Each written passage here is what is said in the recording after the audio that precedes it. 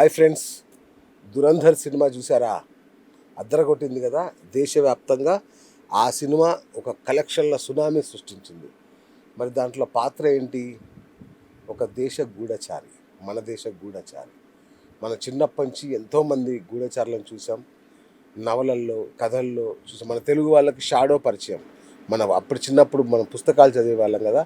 Shadow నవలలు మధుబాబు గారు రాసే పుస్తకాలు ఎంత ఫేమస్ మనకు తెలుసు. అట్లాగే షెర్లాక్ హోమ్ ఇంగ్లీష్ చదివే వాళ్ళకి. ఇట్లా మనం ఒకప్పుడు అద్భుతమైన గూఢచారులను చూసాం. ఈ తరానికి తెలిసిన గూఢచారి దురంధర్. అసలు నిజంగా ఈ దురంధర్లు ఎవరు? నిజమైన దురంధర్లు ఎవరో మీకు తెలుసా? అజిత్ ధోవల్ పేరు ఎప్పుడైనా విన్నారా? రవీంద్ర కౌశిక్ పేరు ఎప్పుడైనా విన్నారా? వీళ్ళందరూ మన దేశాన్ని కాపాడడానికి విదేశాల్లో మారు వేషాలు, అంటే అన్సంగ్ హీరోస్ అంటారు. అంటే వీళ్ళ గురించి ఎవరికి తెలియదు, కానీ వీళ్ళు చేసే త్యాగాలే ఈరోజు మనం ఇంత ప్రశాంతంగా హ్యాపీగా స్టూడియోలో కూర్చొని మాట్లాడుకున్నా, పాటలు పాడుకున్నా, ఇంట్లో నిద్రపోయినా అది వాళ్ళ చలవే. అలాంటి అద్భుతమైన గూఢచారుల గురించి ఇవాళ చర్చించుకుందాం. అంటే నిజమైన దురంధర్లు, సినిమా దురంధర్లు కాదు, నిజమైన దురంధర్లు ఎవరున్నారు, వాళ్ళు మన దేశం కోసం చేసిన త్యాగాలు ఏంటి. అసలు ఈ అజిత్ దోవల్ అనే పేరు ఇప్పుడు చాలా పాపులర్ అయిపోయింది. అంటే ఆయన ఎప్పటి నుంచో హీరో, కానీ ఈ తరం వాళ్ళకి పెద్దగా తెలియకపోవచ్చు. అట్లాంటి గొప్ప గొప్ప రియల్ దురంధర్ల గురించి ఇవాళ మనం అద్భుతంగా మాట్లాడుకోబోతున్నాం. అలా ఎప్పటిలాగే మన సుప్రసిద్ధ చరిత్రకారులు, కవి, రచయిత డాక్టర్ ఎం ప్రభాకర్ గారు ఇవాళ మన స్టూడియోలో ఉన్నారు. మరి రియల్ దురంధర్లు ఎవరు, వాళ్ళు చేసిన త్యాగాలు ఏంటో తెలుసుకునే ప్రయత్నం చేద్దాం. అన్నగారు నమస్కారం. నమస్కారం. నమస్కారం శ్రీనివాస్. ఎలా ఉన్నారన్న? బాగున్నా. సో దురంధర్ చూసారా? 1, 2? అవును. నేను మొదట ఒక చిన్న మాట నేను ప్రేక్షకులు చెప్పాలి ప్లీజ్. భారతదేశ సరిహద్దుల్లో చలికి ఎండకు తట్టుకొని భారతదేశ భద్రత కోసం పనిచేస్తున్నటువంటి సైనికులందరికీ, మరియు భారతదేశ భద్రత కోసం తమ ఐడెంటిటీని కోల్పోయి కుటుంబాన్ని వదిలేసి, అలాగే సుఖాన్ని సంతోషాన్ని వదిలేసి ఇతర దేశాల్లో భారతదేశ భద్రత కోసం పనిచేస్తూ కష్టాలు పాలైపోయి అక్కడే చనిపోయినటువంటి వ్యక్తులందరికీ పేరు పేరున నేను నివాళులు అర్పిస్తూ జై హింద్. జై హింద్. జై హింద్. నిజంగా అన్న, దిస్ ఈస్ మై రిక్వెస్ట్. అద్భుతం. ఎందుకంటే అన్న, అవును, నాకు ఉద్యోగం వచ్చింది. అవును, ఉద్యోగం చేసి నెలకు జీతం తీసుకోవడం గొప్ప విషయం. ఒక దేశంలోకి రహస్యంగా ప్రవేశించి తన ఐడెంటిటీని కోల్పోయి భారతదేశ భద్రత కోసం పనిచేసిన వీళ్ళందరికీ మనం ఎన్ని మార్లు మొక్కితే వాళ్ళ రుణం తెచ్చుకోగలుగుతాం. ఈరోజు మనం ఇంత సురక్షితంగా బతుకుతున్నామంటే వాళ్ళ చలవే కదా. కాబట్టి మీరు ఎన్నుకున్న ఈ సబ్జెక్ట్ కోసం నేను అదే పనిగా హైదరాబాద్ నుంచి వచ్చాను. అద్భుతం అన్నగారు, థ్యాంక్ యూ. నిజంగా అంటే దురంధర్ సినిమా చూసినప్పుడు ఇన్ని కష్టాల ఒక వీళ్ళకి, ఇంత వాళ్ళ జీవితాన్ని కోల్పోయి, అంటే దురంధర్ సక్సెస్ఫుల్గా వెనక్కి వచ్చాడేమో ఒక దురంధర్, కానీ కొన్ని వేల దురంధర్లు అక్కడే ఆ మట్టిలో కలిసిపోవడం, దొరికిపోయి చిత్రహింసల పాలు ఎలా చేశారో కూడా ఆ సినిమాలో చూసాం మనం. సో ఏంటన్నగారు, ఏం చెప్తారు వీళ్ళ గురించి, ఈ దురంధర్ల, నిజమైన దురంధర్ల గురించి? దురంధర్ 2 గురించి ఇంకొక చిన్న విషయం చెప్తాను. రైట్. ఆదిత్య డైరెక్టర్, ఇతను దురంధర్ 2, దురంధర్ 3 కూడా ఆల్రెడీ తీసేశాడు. చాలా మంది తెలియదు ఆ విషయం. 3 కూడానా? ఈ విషయం చాలా మంది తెలియదు. అవును. కానీ 3 ఎప్పుడు రిలీజ్ చేయాలని వాళ్ళకు తెలుసు. ఎందుకంటే దురంధర్ సినిమా రిలీజ్ అయినప్పుడు ఈ రాష్ట్ర రాజకీయాల్లో ఎలాంటి మార్పు వచ్చింది, ఈ దేశ రాజకీయాలు. ఓకే. అలాగే దురంధర్ 2 రిలీజ్ అయినప్పుడు ఈ దేశ రాజకీయాల్లో ఎలాంటి మార్పు వచ్చింది, దురంధర్ 3ని ఎప్పుడు రిలీజ్ చేయాలి, ఎలాంటి మార్పులు తీసుకురావాలి అనేటువంటిది ఇది secret. Oh my God. Okay, ఇది వెరీ ఇంట్రెస్టింగ్. నాకు నిజంగా తెలియదు, ఎవరికి తెలియదు. సో 3 పార్ట్లు ఆల్రెడీ తీసేశారు. రెడీమేడ్గా ఎప్పుడు వాళ్ళకి అవసరం అనుకుంటే దాన్ని రిలీజ్ చేస్తున్నారు. ఎందుకంటే దేశ భద్రత, ఒక జాతీయత, దేశం మీద అభిమానము, ప్రేమ, గౌరవము, మర్యాద, ఒక కమిట్మెంట్, ఇవన్నీ ప్రజల్లో కలగాలి అనేటువంటి ఉద్దేశంతో నిర్మించినటువంటి చిత్రాలు. ఓకే. గతంలో ఆదిత్యధర్ 2-3 సినిమాలు, పుల్వామా, అవి ఇవన్నీ తీశాడు. ఆయన ఆలోచనలన్నీ కూడా వేరే విధంగా ఉంటాయి. ఇప్పుడు వాటి గురించి మనం మాట్లాడుకోం. రైట్. ఏదేమైనా కూడా దురంధర్ 2 అనేటువంటివి సునామీ సృష్టించాయి. 1000 కోట్ల వెళ్ళిపోయి దాదాపు ఎక్కడికో వెళ్ళిపోయినాయి. రికార్డ్స్ మనకు సరికొత్త రికార్డ్స్. తెలియదు. ఇక్కడ ఏంటంటే భారతదేశం పట్ల ఉన్నటువంటి ప్రేమ, అభిమానంతో, గౌరవంతో, ఒక కమిట్మెంట్తో ఒక వ్యక్తి పాకిస్తాన్కి వెళ్ళి గూఢాచార్య చేయడం అనేటువంటిదే అందరిని ఉరు తొలగించింది. దీన్ని అందరూ చేయలేరు. అక్కడి అండర్ వరల్డ్లో కలిసిపోవడం మళ్ళీ చెప్తాను.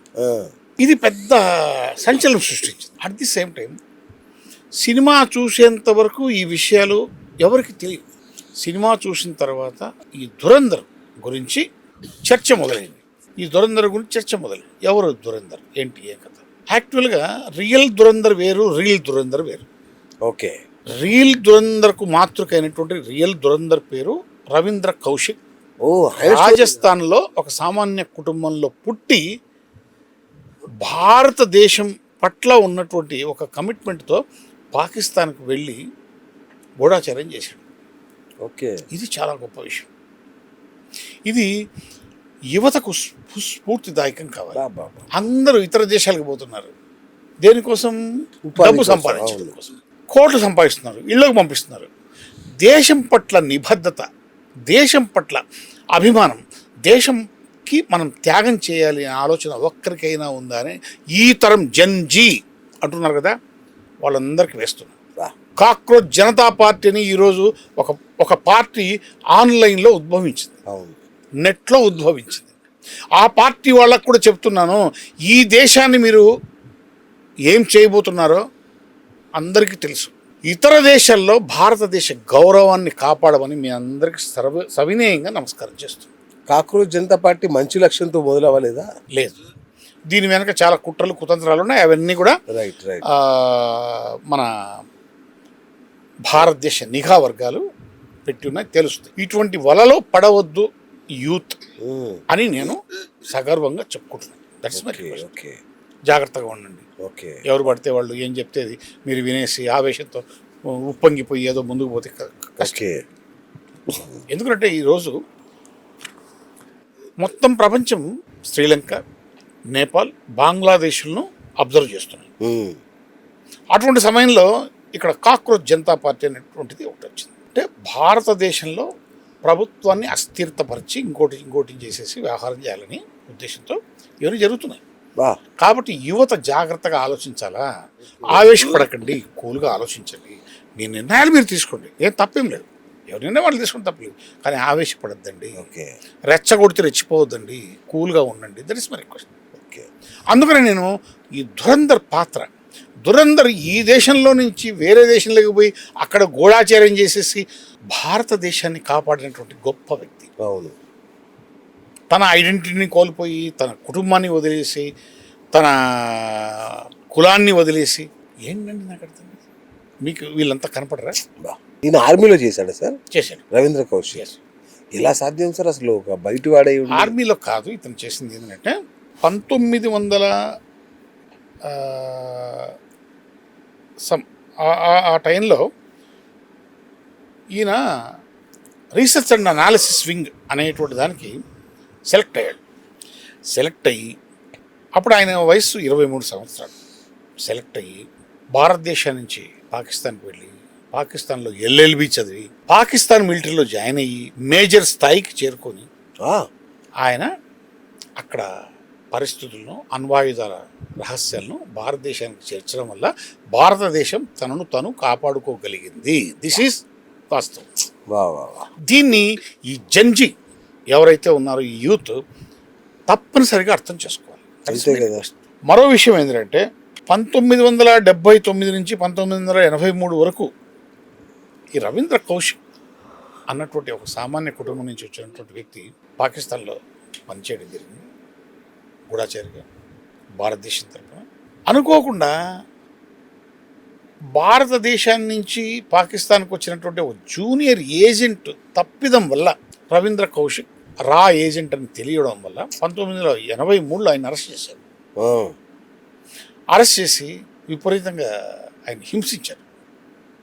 16 సంవత్సరాలు జైల్లో పెట్టారు. 2001లో ఆయన మరణించాడు. ఇది బాధలను తట్టుకోలేక జైల్లోనే మరణించాడు. ఇతను ఒరిజినల్ దురంధర్. ఇది ఈ జంజీలకు ఎవరైతే ఉన్నారో ఈ యూత్కు ఒక ఆదర్శం కావాలి, ఒక ప్రేరణ కావాలి. కరెక్ట్. చెత్తనంతా మీరు మైండ్లోకి పెట్టుకోవద్దు, దేశం కోసం పనిచేయండి. ఎస్. వీళ్ళకి అసలు ఈయన గురించే తెలియదంటే ఇక అజిత్ దోవల్ గురించి తెలిసే అవకాశమే లేదు. అబ్బాయి సమస్య లేదు. నేను ఇంకొక చిన్న విషయం చెప్పాలి మీకు. ఇప్పుడు దురంధర్ సినిమాలో ఆయన పేరేం పేరు, అంజా అలీ మాంచన్. ఇది ఈ క్యారెక్టర్ అనేటువంటిది ఒరిజినల్ దురంధర్ కాదు. ఇది భారత గూఢాచారిగా పనిచేసినటువంటి మోహిత్ శర్మ అని ఒక వ్యక్తి యొక్క పాత్రను తయారు చేసి దురంధర్గా ఆయన రా ఏజెంట్ మోహిత్ శర్మ. ఓకే. ఆయన పాత్రను తయారు చేసి స్క్రిప్ట్ తయారు చేసి సినిమా తీశారు. సో అందుకని నీకు రవీంద్ర కౌశిక్ ఒరిజినల్ దురంధర్ అవుతే మోహిత్ శర్మ ఈ దురంధర్ పాత్రకు ఒక ప్రేరణ. Okay. It's important. Got it. కాబట్టి సినిమా చూసి బయటికి రావడము, సినిమా చూసి ఏదో పల్లీలు తినడం, లేకపోతే పాప్కార్న్ తినేసి బయటికి రావడం, సినిమా భలే ఉంది, భలే ఎగ్జైటింగ్గా ఉంది, 4 గంటలు భలే గడిచిపోయింది కాదు. సినిమా ద్వారా ఏం చెప్పబోతున్నారు, ఏంటి, ఏం కథ, మనం కొంచెం విశ్లేషించుకోవచ్చు. Yes, correct. That's my. చాలా మంచి సబ్జెక్ట్ చెప్పారు. ఇంతకుముందు అనుకున్నాం కదా అజిత్ దోవల్, ఈయన గురించి అయితే అసలు ఎవరికి తెలిసే అవకాశమే లేదు. కానీ ఈ మధ్యకాలం గత 10-20 ఏళ్ళుగా కొంచెం వార్తలు చదివే వాళ్ళకి ఈ పేరు చాలా చిరపరిచితం. అంటే ఈ దేశ భద్రత మీడియా వరకు సో ఈ దేశ భద్రత విషయానికి వచ్చిన పాకిస్తాన్లో ఆయన చేసిన సాహసాల గురించి కూడా చాలా గొప్పగా చెప్తారు. ఎవరు సార్ ఈయన అసలు అజిత్ దోవల్? అజిత్ దోవల్ అనేటువంటి వ్యక్తి 1972 క్యాడర్ సంబంధించినటువంటి ఒక IPS officer. Okay. Allotted to Kerala. అయితే దాని తర్వాత ఇంటెలిజెన్స్ బ్యూరోలో జాయిన్ అయ్యాను. ఓకే. మిజోరాం, జమ్మూ కాశ్మీరు, పంజాబ్, సిక్కిం ఈ ప్రదేశాలంతా కూడా ఫీల్డ్ అసిస్టెంట్గా పనిచేశాడు. ఆయనకు అపారమైనటువంటి అనుభవం. తర్వాత ఇస్లామాబాద్, లండన్లో హై కమిషనర్గా పనిచేశాడు. రాయబారిగా బాధ్యతలు నిర్వహించారు. 1989లో ఆయనకు కీర్తి చక్ర అవార్డు కూడా వచ్చింది. 2005లో ఇంటెలిజెన్స్ బ్యూరో చీఫ్గా నియమించాడు. ఈ విధంగా అంచెలంచెలుగా పెరిగాడు. తర్వాత operation blue star, operation hot pursuit, operation Sindoor, వీటిలన్నీ కూడా మనం చూసినాం. వాటిలన్నీ కూడా పాల్గొనడం, అన్ని విజయాలు సాధించడం జరిగింది. 1975 సిక్కిం భారతదేశంలో విలీనం కావడం విషయంలో అజిత్ దోవల్ చాలా ప్రధానమైనటువంటి పాత్ర వహించాడు. ఈ అజిత్ దోవల్ అనేటువంటి వ్యక్తికి లేకపోయి ఉంటే 7 సిస్టర్స్ ఉన్నాయి కదా ఈశాన్య రాష్ట్రాలు, అవి భారతదేశంలో నుంచి ఎప్పుడో చైనాలో కలిసిపోయాయి. చైనా ఆ విధంగా ఎంతో ప్లాన్ చేసింది. కానీ చైనా ఆలోచనలను తలకిందులు చేసినటువంటి వ్యక్తి అజిత్ దోవల్. ఎన్ని అద్భుతమైనటువంటి కార్యక్రమాలు చేశాడంటే ఇప్పుడు ఆయన ఏజ్ 80 సంవత్సరాలు. మనం 80 సంవత్సరాల్లో ఉన్నటువంటి వ్యక్తిని ఎలా చూస్తాం? చాలా ముసలి వ్యక్తిగా, చేతులు ఇట్లా అంతే కదా, కళ్ళు సరిగ్గా కనపడకుండా దగ్గుకుంటూ ఆసుపత్రులు తిరుగుకుంటూ బ్లడ్ టెస్టులు చేసుకుంటూ ఉంటాడు. ఈయన అట్లా పరిస్థితి లేదు. ఇతను వివిధ దేశాలు తిరుగుతూ అనేక మందితో మీటింగ్లు, ఈ వయసులో కూడా అనేక మందితో మీటింగ్లు చేసుకుంటూ ప్రధానమంత్రికి డైరెక్ట్గా రిపోర్ట్ చేస్తాడు. అనేకమైన వ్యూహాలు పొందుతుంటాడు. ఎంత బిజీ లైఫ్ అంటే కనీసము భోంచేసి కాసేపు రెస్ట్ తీసుకుందాము అనేంత టైం కూడా ఆయనకు దొరకదు. అలాంటి వ్యక్తి అజిత్ దోవల్. అయితే 1983 నుండి 1987 వరకు ఇస్లామాబాద్లో భారత హై కమిషన్లో పనిచేశారండి. ఓకే. ఇక్కడ చాలా తమాషా ఉంది. ఇక్కడ రహస్యంగా బిచ్చగాడిగా పనిచేశాడు.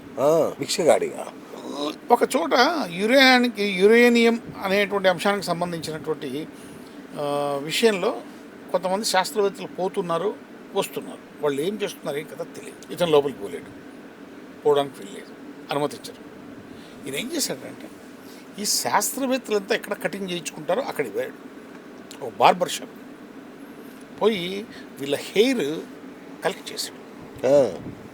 కలెక్ట్ చేసి ఆ హెయిర్ను టెస్టింగ్కు పంపిస్తే ఆ హెయిర్ టెస్ట్ చేసిన తర్వాత తెలిసింది ఏంటంటే యురేనియానికి సంబంధించినటువంటి కార్యక్రమంలో వీళ్ళంతా ఉన్నారు, అణు కార్యక్రమం ఇక్కడ జరుగుతోంది అని పసిగట్టి పలానా ప్రదేశంలో అణు కార్యక్రమం చేస్తోంది పాకిస్తాను అని భారతదేశానికి ఆయన ఇన్ఫర్మేషన్ చూడండి.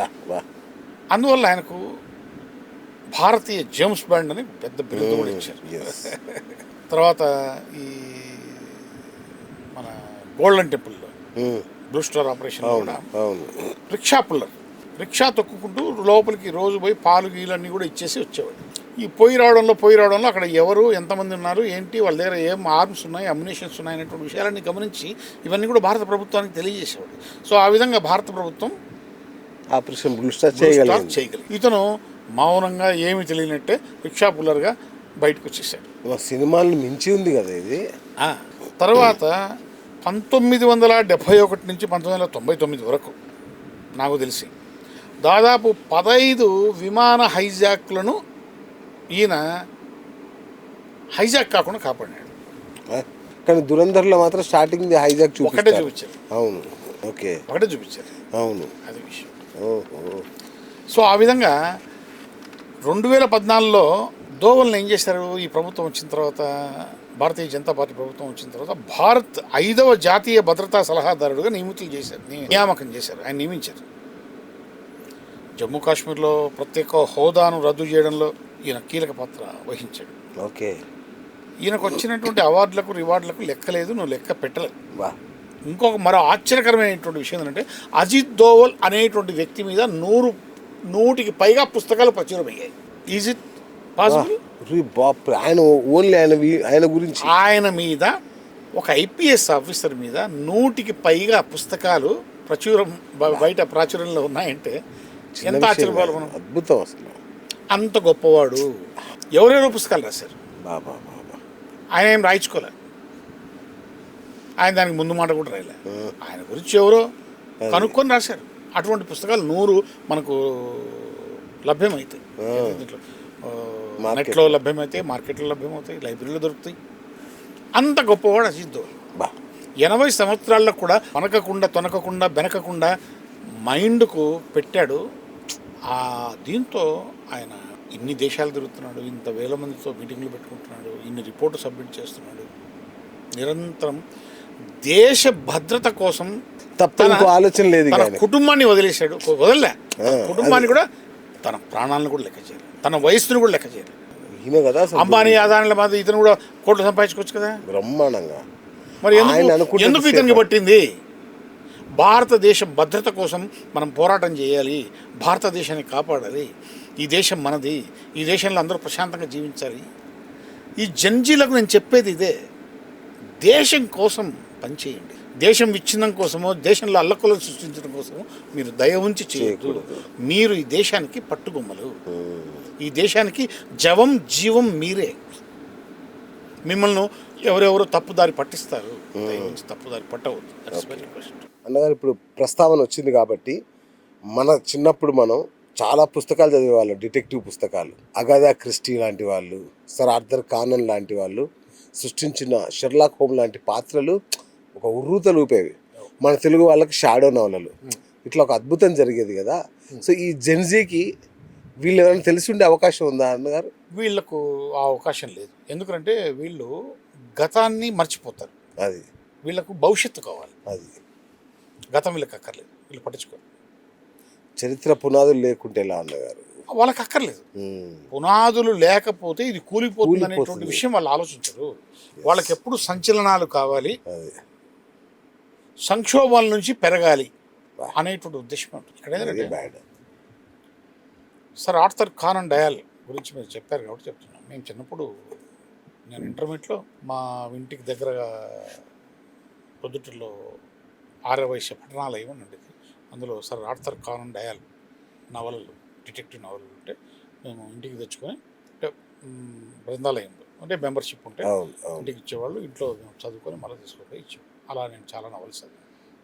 The adventures of Sherlock Holmes అని ఒక 4 భాగాలు. ఆయన తమాషా ఏంటంటే షెర్లాక్ హోమ్స్ నవల్లో, ది ఆర్థర్ కానన్ డయల్ నవల్లో షెర్లాక్ హోమ్స్ గూఢాచారి ఒక పాత్ర, ఆయన స్నేహితుడు వాట్సన్, వీళ్ళిద్దరూ ప్రధానమైనటువంటి పాత్రలు.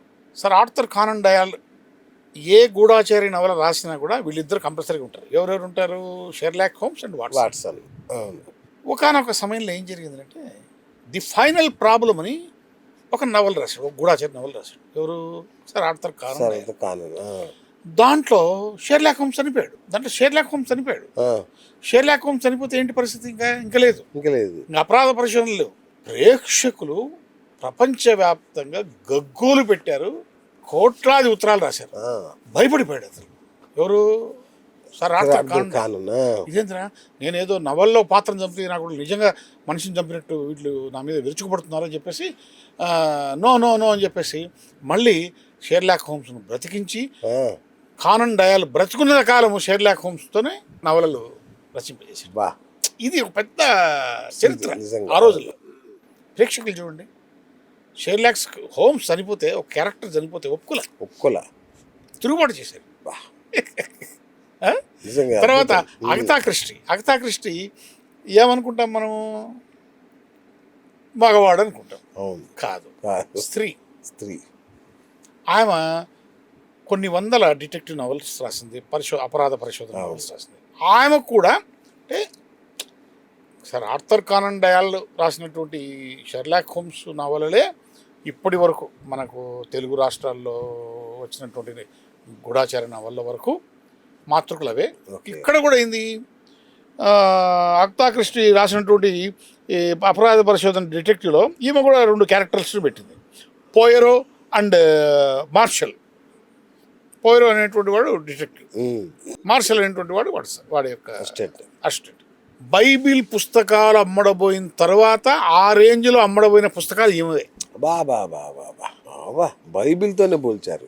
బైబిల్ పుస్తకాలు ఫర్ ఎగ్జాంపుల్ కోటి అమ్మడపోయినా అనుకోండి, ఈమెవి దాదాపు 1 లక్ష తగ్గిస్తే ఎంత అవుతాయి? 99 లక్షలు. 99 లక్షలు ఏమి పుస్తకాలు అగతా క్రిస్టీ. అంత రచయితలు వీళ్ళు. సో ఆ విధంగా డిటెక్టివ్ నావల్స్ అక్కడ ప్రవేశించాయి. ఇది మన పాశ్చాత్య సంస్కృతిలో. సో అవి మనకు ఇలా వచ్చాయి. ఓకే, ఇక సాహిత్యంలోంచి సినిమాల్లోకి వద్దామన్న గారు. ఆ రూమ్లో చిన్నప్పుడు పియర్స్ బ్రాస్నన్ ఫోటో ఉండేది నా రూమ్లో ఎప్పుడు. ఒకవైపు పివి నరసింహారావు ఉండేది, ఒక పియర్స్ బ్రాస్నన్. ఆయన జేమ్స్ బాండ్గా నటించాడు. ఎస్, అస్సలు నాకు ఎంత ఇష్టం అంటే ఆయన పియర్స్ బ్రాస్నన్ గూఢచారి. వావ్, జేమ్స్ బాండ్ ఈ పాత్ర ఇప్పటికి కూడా, అంటే లేటెస్ట్గా వచ్చిన అతని వరకు కూడా scene canary, డిమోటీ Dalton, Roger Moore, ఇలా ఎంతోమంది జేమ్స్ బాండ్లను మనం అంతా చూస్తూ అలా పెరిగాము. సో ఇది ప్రపంచంలో అంటే సాహిత్యం తర్వాత సినిమాల్లోకి వచ్చాక అంత పాపులర్, షెర్లాక్ హోమ్స్ కంటే మించి పాపులర్ అయింది జేమ్స్ బాండ్.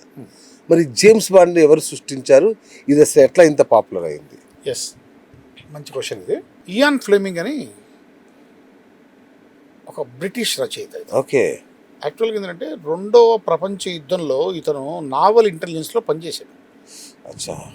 ఆ అనుభవంతో ఈయన 1953 నుంచి 1966 దాకా దాదాపు ప్రతి సంవత్సరం ఒక నవల రాస్తూ రిలీజ్ చేస్తూ వచ్చాడు. దాదాపు 12 నవలు రాశాడు. అయితే 1950లో విడుదల చేసినటువంటి క్యాసినో రాయల్ అనేటువంటి సినిమాలో ఒక నవల్లో జేమ్స్ బాండ్ అనేటువంటి ఒక పేరును సృష్టించాడు, ఒక క్యారెక్టర్. అవునా? క్యాసినో రాయల్ ఫస్ట్ వచ్చిన. ఎస్, అవునా? దాంట్లో ఆ హీరోకు జేమ్స్ బాండ్ అని పేరు ఇతను పెట్టాడు. ఆయనకు ఒక కోడ్ నెంబర్ కూడా ఇచ్చాడు, 007. ఎస్. సో ఆ విధంగా ఆ పాత్ర సృష్టింపబడింది. అయితే ఇయాన్ ఫ్లెమింగ్ ఈ జేమ్స్ బాండ్ను సృష్టించిన తర్వాత ప్రతి సినిమాలో James Bond the most wanted world man, licence to kill, trouble shooter. Yes. ఎక్కడ ఏ ప్రాబ్లం వచ్చినా కూడా బ్రిటిష్ సీక్రెట్ సర్వీసు ఇతని గూఢాచారి, ఆ సర్వీస్లో గూఢాచారి ఇతన్ని పిలిపించి ఈయనకు ఒక అసైన్మెంట్ ఇచ్చేది. ఈ అసైన్మెంట్ను ఇతను సక్సెస్ఫుల్గా చేసుకొని వచ్చేవాడు. సో ఆ విధంగా జేమ్స్ బాండ్ సిరీస్ అన్నీ కూడా అద్భుతంగా తీశారు. మాకు కడప జిల్లా ప్రొద్దుటూరులో సుధా థియేటర్ అని అప్పుడు కొత్తగా నిర్మాణం జరిగింది, మేము చిన్నతనం. ఓకే. ఆ థియేటర్లో ఈ జేమ్స్ బాండ్ ఫిలిమ్స్ అని వచ్చేవి. అచ్చా.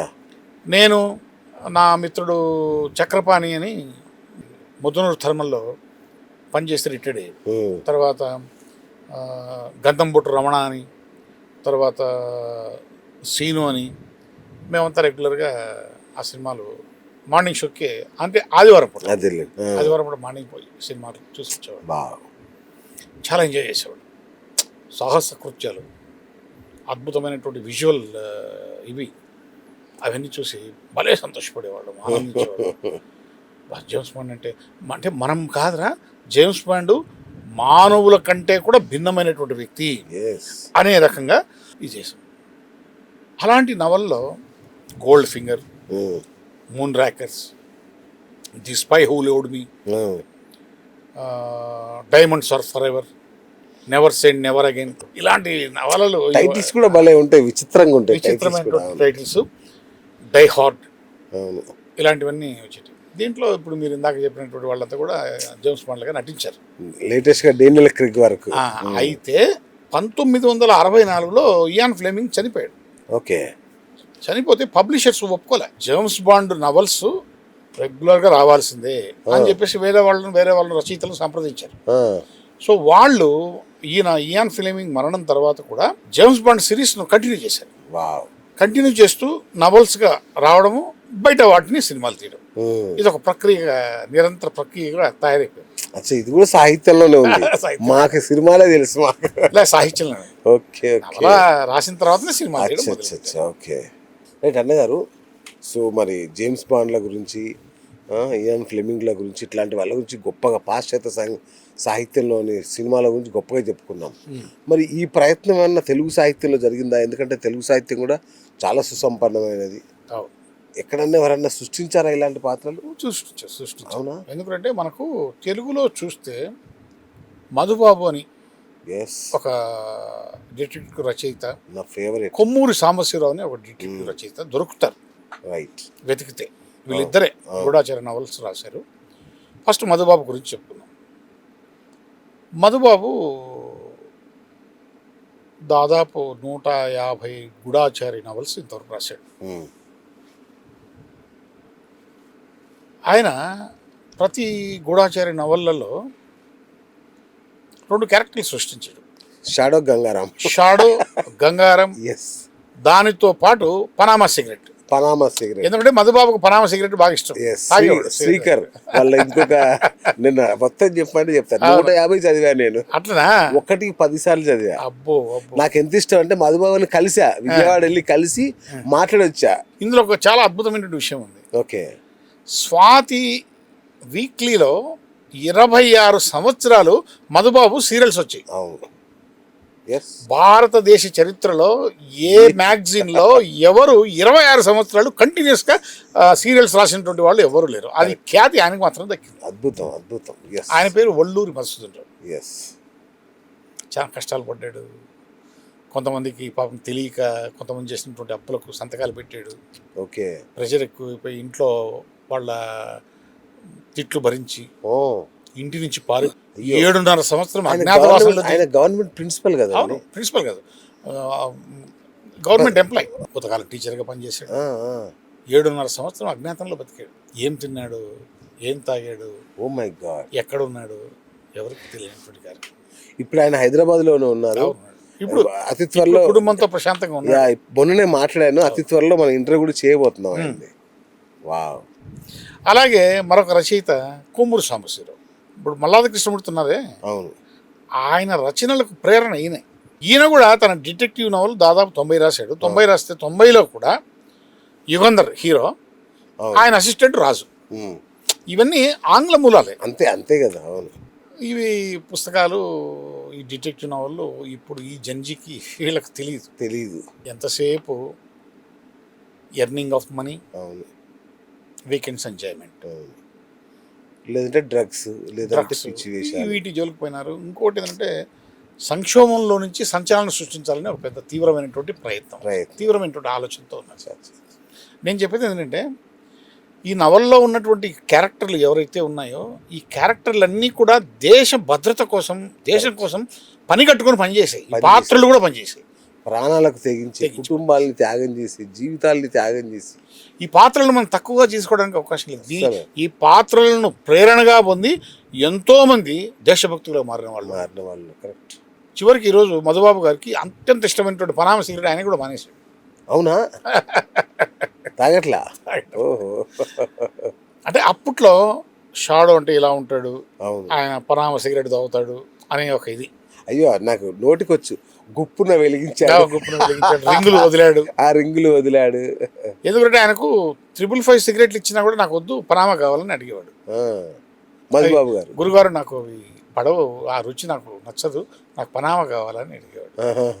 చాలా తమాషా తెలుసా నీకు, మధుబాబు మన ఇంటి పక్కనే ఉంటాడు. ఆ, మనకు ఈ షాడో రచనలు చేసేది ఈ మధుబాబేనా అని మనకు తెలియదు. తెలీదు. మధుబాబు ఇంటి దగ్గర ఇంటి ఎదురుగా ఒకడు ఉంటాడు, ఆ, వాడు ఆ నవలు చదువుతూ ఉంటాడు. అవును. కానీ మన ఇంటి ఎదుర్కొన్నటువంటి మధుబాబు ఇతనేనా అని తెలియదు. అంత సింపుల్గా అంత నిరాడంబరంగా బ్రతికినటువంటి మీకు ఒక మంచి ఎగ్జాంపుల్ చెప్తాను. ఈయన టీచర్గా చేసినప్పుడు ఒక ఒక అమ్మాయి lady teacher hardcore fan Madhubabu నవలలకి. అయితే మామూలుగా వీళ్ళు లంచ్ టైంలో కూర్చొని మాట్లాడుకుంటూ పిచ్చపాటి, నేను ఇవాళ అది చదివానండి, ఈ మధుబాబు నవల చదివాను. కానీ ఈయన కూర్చొని తింటూ వాడు వేస్ట్ ఫెలో, వాడు పుస్తకాలు ఏం చదువుతాడు అని ఈయన ఆమె కళ్ళనీళ్ళు పెట్టుకునేదంట. ఏది ఇట్లా మాట్లాడుతాడు, ఇట్లా మాట్లాడుతావండి అసలు మధుబాబును నువ్వు ఎట్లా అంటావు, అసలు నువ్వు షాడో సిరీస్ని ఎట్లా తిడతావు అని రోజు గొడవ పడేదంట. ఈయనంటే ద్వేషం పెంచుకుందంట విపరీతంగా. ఈయన ఎప్పటిలాగే సైలెంట్గా రోజు హెచ్చాలి, అది చెత్త పుస్తకం అదే చదువుతామ్మా నువ్వు అది ఇట్లా తీసి పాడేసేవాడు. ఇది స్వయంగా మధుబాబు గారు చెప్పిన కథ. నాకు మధుబాబు గారు ఇంకొక విషయం కూడా చెప్పారు. ఒకసారి విజయవాడ నుంచి మద్రాసుకు రైల్లో పోతూ ఉంటే తను కూర్చున్నటువంటి ప్లేస్కు నెక్స్ట్ ఇది ఉంటుంది కదా, అవును, ఇక్కడ 6 మంది కూర్చుంటారు, నెక్స్ట్ 6 మంది కూర్చుంటారు. అవును. ఆ నెక్స్ట్ 6 మందిలో కోలాహలంగా ఉంది. ఏందో చూద్దామని ఈయన పోయి కూడా కూర్చున్నాడంటే ఆడ వాళ్ళంతా ప్రశ్నలు ఇస్తున్నారు. మధుబాబు అనేటువంటి వ్యక్తి ప్రశ్నలకు ఆన్సర్లు ఇస్తున్నాడంట. ఒరిజినల్ మధుబాబు కూర్చొని వింటున్నాడు. ఇది ఇంకా కానీ గమనం ఉన్నాడంట. అంతేగా. వాళ్ళందరూ మధుబాబుకు థ్యాంక్స్ చెప్పిపోతుంటే ఇతను చూసి మెల్లిగా వచ్చి కూర్చున్నాడు. ఇది ఇంకా సూపర్. అద్భుతం అన్నగారు, థ్యాంక్ యూ సో మచ్. నిజంగా అంటే దురంధర్ సినిమా పుణ్యమా అని ఈ దేశం కోసం ఎవరైతే ప్రాణాలని తృణప్రాయంగా అర్పిస్తూ చరిత్ర కాలగర్భంలో వాళ్ళకి చరిత్ర ఉండదు, వాళ్ళకి పేరు ఉండదు, కీర్తి కిరీటాలు ఉండవు, శౌర్య పురస్కారాలు, శౌర్య చక్రాలు, పరమవీర చక్రాలు ఏమి ఉండవు. అలా నెమ్మదిగా కాలగర్భంలో కలిసిపోతారు. వాళ్ళందరికీ మళ్ళొక్కసారి సెల్యూట్ చేద్దామన్న గారు. దేశభక్తిని మీరు ఒక మాట గొప్పగా చెప్పారు. ఈ జెన్జీకి మీరు ఇచ్చిన సందేశం ఇంకా గొప్పగా ఉంది. సినిమాలు చూసి ఇన్స్పైర్ అవ్వడం కాదు, అలాంటి దేశభక్తిని మనలో నింపుకోవాలి. ఇలాంటి కాక్రోచులు, మండ్రగబ్బలు ఇవి ఏదో విదేశీ శక్తులు మిమ్మల్ని ప్రోత్సహిస్తున్నాయి. దయచేసి దేశం కోసం ఆలోచించండి, దేశం గురించి ఆలోచించండి, దేశం తరఫున ఆలోచించండి. థ్యాంక్ యూ గురుగారు. థ్యాంక్ యూ అండి, thank you so much. So చూసారు కదా, ఇది ఇవాళ బిఎస్ టాక్ షో. నేను మీ బిఎస్ సైనింగ్ ఆఫ్.